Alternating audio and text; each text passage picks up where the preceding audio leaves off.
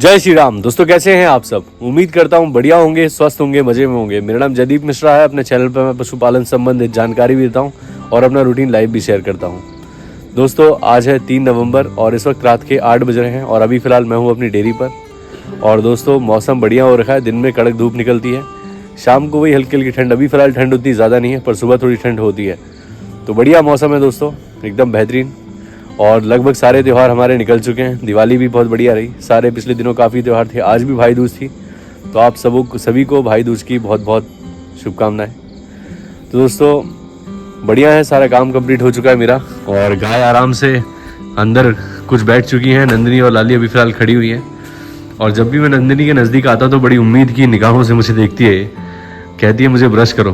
दोस्तों, मैंने आज सारी गायों को बढ़िया तरीके से ब्रशिंग की है, क्योंकि अभी मैंने कल इनको दवा लगाई थी और उसके बाद टिक्स जो थे वो सारे ख़त्म हो चुके हैं, लेकिन फिर भी टिक्स चिपके हुए हैं, मतलब मर चुके हैं लेकिन चिपके हुए हैं। तो मैंने ब्रश किया सबको, तो सबके ब्रश करने से टिक्स जो थे लगे हुए वो झड़ गए हैं। और अब मैं फिर से एक बार 20-25 दिन में फिर से दवाई रिपीट करूँगा। और पिछली बार मैंने ये कहा था, लेकिन 5 दिन इस बार लेट हो गया। अब मैं फिर से एक बार 25 दिन बाद रिपीट करूँगा, ताकि टिक्स बिल्कुल ख़त्म हो जाए। वैसे तो इतने ज़्यादा थे नहीं, लेकिन फिर भी रेगुलरली 20-25 दिन में करते रहे, दवा लगाते रहे, तो टिक्स की समस्या नहीं होगी। और ये पंप जो है इससे बहुत आसान हो जाता है लगाना। और वो पंप जो था वो मेरा नहीं था दोस्तों, वो मैं लेके आया था जिनसे मैंने दवा खरीदी थी उनसे, और रिटर्न कर दिया उनको। मैं ले लूँगा, 250 रुपये का आ रहा था वो पंप। बहुत बेहतरीन है, लगाना बहुत आसान है उससे दवा, तो उसी का यूज़ करूँगा, वरना कपड़े से रगड़ के तो बहुत समय लग जाता। तो सारी गायों को बढ़िया ब्रशिंग कर दी है। और पहली बार ऐसा हुआ है कि नंदिनी का कोई मोहरा है जो टिका हुआ है, वरना जब ये घर पे थी तो बार बार मोहरे खोल लेती थी, दौड़ लगाती थी। मैं इसके पीछे भागता था, आप लोग मुझे कहते थे कि, और कई बार गले से बांध के रखता था तो आप लोग कहते थे कि मोहरा लगाओ इसको। मैं लगाता था, वो बार बार खोल लेती थी। काफ़ी टाइट होते थे फिर भी, लेकिन इस बार जो रस्सी है ये बहुत ही बढ़िया मुलायम है। और कभी भी अपनी गायों को मोहरा पहनाए तो ध्यान रखें कि 3 उंगलियाँ इस तरीके से जानी चाहिए, इतना ढीला होना चाहिए, एकदम टाइट भी ना हो। तो बढ़िया है, ढीला भी है और परफेक्ट है। मोहरे मुझे बहुत अच्छे से लगा। अभी तक किसी भी गाय को, कल रात को मैं घर गया तो मुझे बड़ी टेंशन थी कि यार रात में अगर कोई गाय खुल गई तो फिर मतलब बड़ी समस्या हो जाएगी, ये मोहरा अगर खिसका लिया, क्योंकि मेरे सामने कल नंदिनी ने 2 बार खिसका लिया था। फिर मैं थोड़ा टाइट बांधा, तो टेंशन तो रहती है, लेकिन बिल्कुल कोई समस्या नहीं है। सबके बिल्कुल परफेक्ट हैं और आराम से सब जुगाली कर रही हैं, खा पी के फ्री हो चुकी हैं। दोस्तों, यहाँ पर आए हुए मुझे 5 महीने हो चुके हैं कंप्लीट, और वक्त का पता ही नहीं लगता है कि कैसे समय बीत जाता है। घर पे था तो छोटी छोटी थी ये सारी बच्चियाँ, और अब दोबारा से लाली के जन्म मतलब बच्चा देने का समय नज़दीक आ गया है। तो बहुत समय बीत गया दोस्तों, बहुत समस्याओं के साथ अभी इस वक्त कट रहा है, अभी भी कट रहा है। मतलब दूध की शॉर्टेज है ही, 2 ही गाय मिल्किंग में रहती है तो दिक्कत तो होती है। बाकी खाने वाले अपने बहुत सारे हैं, 6 जानवर है खाने वाले, 2 दूध देने वाले। तो मैं चाह रहा हूँ कि जल्दी से जल्दी सब कुछ बढ़िया हो। और लाली अभी पिछले दिनों बहुत ज़्यादा वीक दिख रही थी, लेकिन अभी थोड़ा थोड़ा वेट गेन कर रही है, तो धीरे धीरे करके बढ़िया स्वस्थ हो जाएगी। और थोड़ा बहुत हल्की हल्की पेट में बच्चे की हलचल भी दिखती है, तो बढ़िया तरीके से खा रही है। और अभी फ़िलहाल वही अपना पशु आहार ख़त्म हो गया, कल लेके आना पड़ेगा। चोकर भी थोड़ा है कल के लिए बस, तो कल अलसी की खली भी लेके आऊँगा, चने की चुनी भी लेके आऊँगा और चोकर लेके आऊँगा। ये पशु आहार अवेलेबल होगा तो ये भी लेके आऊँगा। तो इस तरीके से गायों को खिलाऊँगा ताकि बढ़िया रहे। दूध अच्छा दे रही है, जो भी फीड दे रहा हूँ, जो भी दे रहा हूँ उससे अच्छा रिजल्ट है। बस अभी फ़िलहाल खेत में हरे चारे लगाने की ही समस्या है दोस्तों। जिस खेत में मुझे हरा चारा लगाना है, मेरी टाइमिंग जो होती है यहाँ आने की, तब वो नहीं रहते बंदे।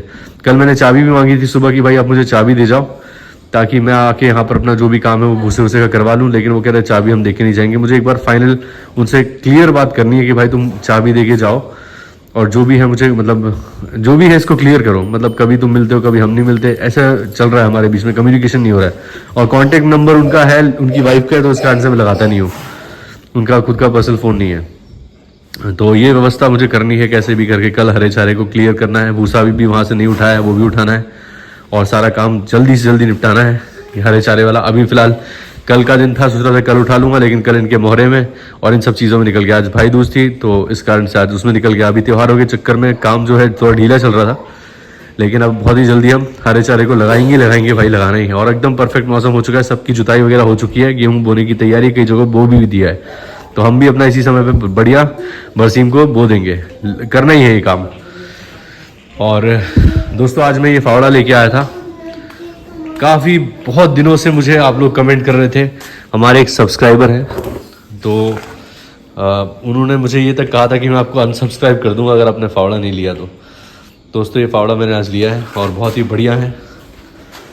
प्यार करते हैं मुझसे इसलिए ऐसा कह देते हैं कि भाई आप ले लो। और अभी तक मैं उस फावड़े से देखो आयांस ने इस बाल्टी में डाल दिया है। आयांस बेटा इसमें खली भिगोता हूँ, तुमने इसमें बाल्टी क्यों? हाँ दोस्तों इस फावड़े से काम चला रहा था और आज मैंने इसको इस्तेमाल किया तो मुझे समझ में आया कि भाई 15 मिनट भी नहीं लगे होंगे मुझे पूरा गोबर उठाने में यहाँ से। बहुत ही इजीली काम हो गया। तो बहुत कंफर्टेबल है, प्लास्टिक का है, मजबूत है। और जिनसे मैं ये मोहरे लेके आया हूँ उन्हीं की दुकान से ये भी फावड़ा लेके आया हूँ। ये मुझे 200 रुपये का दिया उन्होंने। और पंजाब से वो कुछ गाय लेके आए थे तो साथ में फावड़े वगैरह भी कुछ लेके आए थे। कुछ हरियाणा शक्ति के मैट भी लेके आए थे। 3000 रुपये का एक मैट है तो मैट भी लेने हैं मुझे। अभी फिलहाल रुक के लूँगा लेकिन मैट भी बहुत ज़रूरी है। लाली के बयाने बयाने तक लेना ही है मैट। और साथ ही साथ दोस्तों एक समस्या मेरे दिमाग के अंदर चलती रहती है कि अभी फ़िलहाल मेरे पास जितनी गाय हैं, मतलब छोटी बच्चियाँ गाय मिला के सब कुछ, तो अभी फ़िलहाल मेरे पास केवल 2 ही खूंटे खाली हैं। एक ये और एक राधिका और नैना के बीच वाला। तो मेरे दिमाग में कहीं ना कहीं चलता रहता है कि भाई आने वाले समय में मेरी 4 गाय बच्चा देती हैं, जैसे लाली देगी तो उसका बच्चा कहीं ना कहीं इनमें से एक खूंटे में बंध जाएगा। फिर नंदिनी देगी तो उसका यहाँ कहीं बंध जाएगा। ये भी बड़ी होती जा रही है तो इनके पीछे भी स्पेस कमी है, मतलब वहाँ तो पानी भरा रहता है। तो बड़ी हो जाएंगी तो ये भी ढंग से इस जगह पे बैठ नहीं पाएंगी, इनको भी ज़्यादा जगह चाहिए। तो एक तो इनकी भी बड़ी हो रही है तो इनको जगह ज़्यादा चाहिए। और 2 ही खूंटे खाली हैं, लाली और नंदिनी के बच्चा देने के बाद फिर मेरे पास गायों को बांधने के लिए एक भी खूंटा एक्स्ट्रा नहीं है। तो इसकी व्यवस्था भी करनी होगी। मतलब डिज्नी के बच्चा देने से पहले और गायों को बांधने की इस तरफ कुछ ना कुछ व्यवस्था करनी पड़ेगी ताकि आगे हमें प्रॉब्लम ना हो। तो ये भी बहुत ज़्यादा ज़रूरी है, करना है। तो दिमाग के अंदर बहुत से काम रहते हैं, बहुत सी चीज़ें रहती हैं, चलती रहती हैं, लेकिन धीरे धीरे करके हर चीज़ होती जाएगी, हम करेंगे। काफ़ी भाई कमेंट करते हैं कि आप इतना फिजूल खर्च करते हैं तो आप क्या बचाते हैं, क्या है आपका पूरा इनकम इस काम से, तो ये आप हमें थोड़ा समझाएं, डिटेल दीजिए। तो देखिए मैं आपको बताना चाहता हूँ कि मैं पहले ही कई बार बोल चुका हूँ कि भाई मैं ब्रीड पे ध्यान देता हूँ। मुझे इनकी सेहत से ही मतलब है, मुझे इनकी सेहत बढ़िया रहेगी तो हमारा सब कुछ बढ़िया रहेगा। इनके ऊपर खर्चा करना चाहिए हमें, बाकी और आडंबर पे फालतू चीज़ों पे नहीं। मैं इनकी फीड पे खर्चा करता हूँ, इनको खिलाने पे खर्चा करता हूँ, इनकी दवाई, वैक्सीनेशन, इन चीज़ों पे ध्यान देता हूँ। मतलब समय समय पे जो चीज़ की आवश्यकता है उसके ऊपर ध्यान देता हूँ। बाकी मैं दूध पे ज़्यादा फोकस नहीं करता कि मैं दूध ज़्यादा निकाल लूँ, मैं इनको फीड ज़्यादा दे के दूध निकालूँ और फिर बेचूँ, इस पर मेरा ज़्यादा फोकस नहीं रहता। दूध तो अपने आप बिकेगा ही। जब आपके पास दूध पर्याप्त होगा तो आपके पास कस्टमर भी आएंगे, आप क्वालिटी दोगे उनको, दूध तो सेल होगा ही। आप क्वालिटी बना के रखो, दूध सेल करने में कभी दिक्कत नहीं आएगी।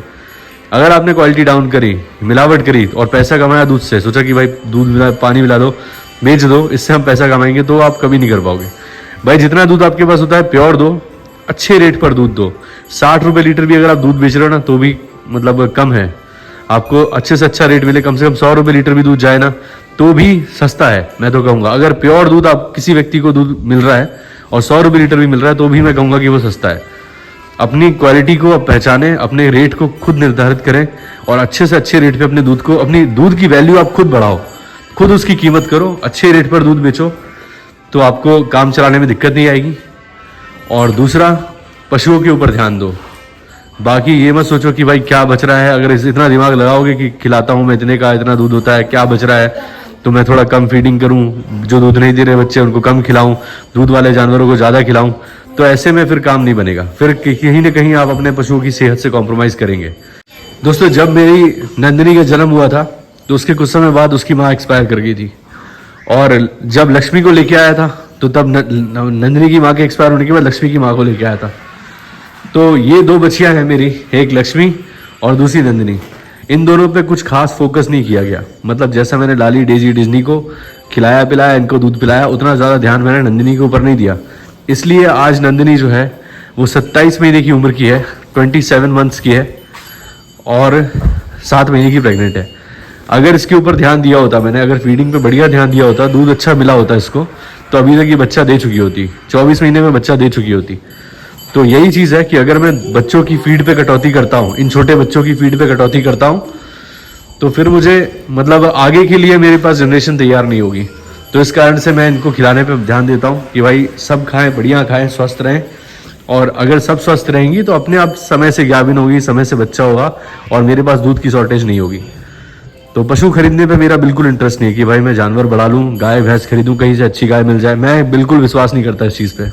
मैं बस इस चीज़ को मानता हूँ कि भाई अपने घर से बढ़िया पशु तैयार करो, समय लगाओ, ध्यान दो, पैसा लगाओ, धीरे धीरे लगाओ और अच्छा पशु तैयार करो घर से। वो जो जानवर आप तैयार करोगे घर से, वैसा आपको कहीं से नहीं मिलेगा। तो मेरा फोकस यही है कि भाई मेरे पशु बढ़िया रहे, स्वस्थ रहे, इन्हीं पे मैं पूरा फोकस करूं। प्रॉफिट अपने आप आएगा। आप प्रॉफिट के पीछे भागोगे, पैसे के पीछे भागोगे, पैसा कभी नहीं मिलेगा। अपने काम को अच्छा करो, अपने काम पे फोकस करो, पैसा अपने आप आएगा। तो मेरा मेंटेलिटी यही। तो दोस्तों आप समझ सकते हैं कि मैं क्या, किस विचारधारा का व्यक्ति हूँ, क्या मेरे दिमाग में चलता है, तो हिसाब से मैं काम करता हूँ। और देखिए अभी फ़िलहाल कितने बढ़िया तरीके से हमारी राधिका नींद मार रही है। देखिए सो चुकी है। मालिश होगी ना, अच्छे तरीके से ब्रश किया मैंने सबको, तो ब्रश करने की वजह से इनको अच्छी नींद आ रही है। देखिए थोड़ी बहुत मसाज हो जाती है ना। बंदे बंदे एक जगह पर खुद को ढंग से चाट भी नहीं पाते हैं। खूंटे से रस्सी बंधी हुई है, पीछे मुड़ मुड़ के अगर उसको अपनी पीछे चाटना है तो चाट भी नहीं पाते हैं। तो इस कारण से भाई ब्रशिंग कर दी तो अपना आराम से रिलैक्स हो गई। अब देखिए आराम से सो रही है वो। जितना सोएगी, खाएगी, रेस्ट करेगी, उतनी ज़्यादा इसकी अच्छी ग्रोथ होगी। अभी दोनों की फिलहाल हाइट एक जैसी है, दोनों बिल्कुल सेम हाइट की, हेल्थ की है। नैना की तबीयत खराब हुई थी जब, तो थोड़ी कमज़ोर हो गई थी। अब वापस से नैना ने बहुत अच्छी स्पीड पकड़ी है। और मुझे पूरा यकीन है कि मुझे लगता है कि इन दोनों से पहले ये दोनों ना कहीं हीट पे आ जाए। इतने अच्छे से दोनों भगवान स्वस्थ रखे इनको, इतनी बढ़िया तरीके से खा पी रही हैं, स्वस्थ हैं। दोस्तों हरे चारे की अगर मेरे पास दिक्कत नहीं होती ना, मैं आपको बता रहा हूँ कि भाई ऐसा अलग ही तरीके की ग्रोथ देखने को मिलती है आपको। अभी तो फिलहाल ये जो भी आपको दिख रहा है वो मिनरल मिक्सचर के दम के ऊपर है। अगर मेरे पास सिर्फ हरा चारा और उपलब्ध होता तो मेरा फीड का कॉस्ट कम होता, मैं हरा चारा भरपूर खिलाता तो इनकी सेहत और अलग होती और ज़्यादा अच्छा मिल्क प्रोडक्शन होता। लेकिन फिलहाल जो भी चल रहा है सब स्वस्थ है, बढ़िया है। हरे चारे की व्यवस्था मैं बना ही लूँगा और सब कुछ भगवान के ऊपर है। भरोसा रखें, मेहनत करते रहें, कामयाबी ज़रूर मिलेगी। दोस्तों उम्मीद करता हूँ आज का वीडियो आप लोगों को अच्छा लगा होगा। अगर अच्छा लगा है तो प्लीज़ लाइक करें, चैनल को सब्सक्राइब करें और बेल आइकन ज़रूर दबाएं ताकि आपको इस तरह के वीडियोस का नोटिफिकेशन मिलते रहे। मिलते हैं दोस्तों किसी और वीडियो में, तब तक के लिए जय श्री राम। अपना ख्याल रखें दोस्तों।